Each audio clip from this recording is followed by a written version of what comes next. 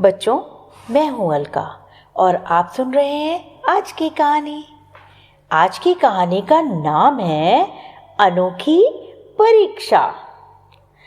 बच्चों, आपने ब्रह्मा, विष्णु, महेश भगवानों का नाम तो सुना ही होगा। इनमें से जो ब्रह्मा जी हैं उनको पितामह भी कहते हैं। पितामह का अर्थ है दादाजी। ब्रह्मा जी बहुत अच्छे पितामह की भांति सबको सही सलाह दिया करते हैं। इसीलिए देवता और दानव सभी उनके पास सलाह लेने आते रहते हैं। एक बार पितामह ब्रह्मा दोपहर के भोजन के बाद धूप में बैठे थे। लोग उनसे बातचीत कर रहे थे। तभी उनके पास देवता आए और प्रणाम किया करके सामने बैठ गए। ब्रह्मा उनसे कुशल समाचार पूछने लगे। देवताओं ने दुखी होते हुए बताया कि दानव उन्हें बहुत झगड़ा करते हैं और तंग करते हैं। तभी दानव भी वहां आ गए।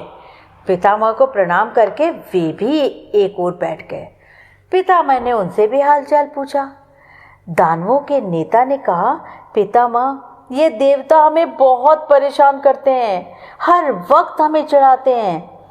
हम तो इन्हें एक बार में सीधा कर देते, पर आप भी इन्हीं का पक्ष लेते हैं। आप तो इनको हम लोग से ज़्यादा प्रेम करते हैं। पितामह कुछ देर शांत रहे। फिर उन्होंने कहा, दानवों, तुम्हें यह भ्रम है कि मैं तुम लोग से ज़्यादा इनको प्यार करता हूँ। मेरे लिए तुम सभी समान हो।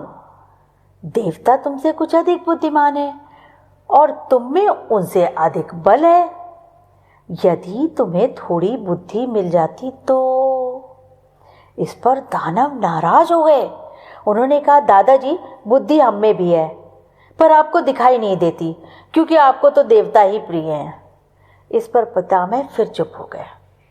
पितामह ने देवताओं और दानवों दोनों से कहा कि भोजन बनकर तैयार हो रहा है, तुम लोग भोजन करके ही जाना।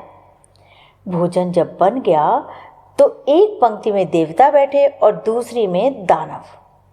सबके सामने भोजन की थालियां लग गईं।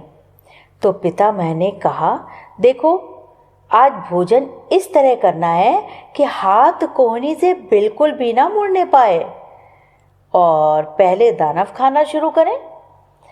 दानव परेशान हो गए। बिना कोहनी मोड़े भला कोई कैसे भोजन कर सकता है? उन्होंने बहुत कोशिश की, लेकिन सब बेकार। भोजन सारा का सारा जमीन पे गिर गया और दानवों के मुंह में एक दाना भी नहीं गया। अब देवताओं की बारी थी। उन्होंने देखते ही देखते खाना चट कर दिया। एक दाना भी बर्बाद नहीं हुआ। जानते हो उन्होंने कैसे खाया?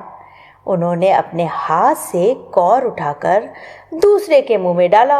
इस प्रकार एक दूसरे को भोजन कराया। इसमें कोहनी मोड़ने की भी आवश्यकता नहीं पड़ी। अंत में पितामह ने समझाया, देखो, दूसरों को खिलाने से हम स्वयं भी खा सकते हैं, पर स्वार्थी होने से हमें कुछ नहीं मिलता। दानवों ने पितामह की पूरी बात भी नहीं सुनी। गुस्सा होकर बीच में ही उठकर चले गए। समझे बच्चों? शुभ रात्रि।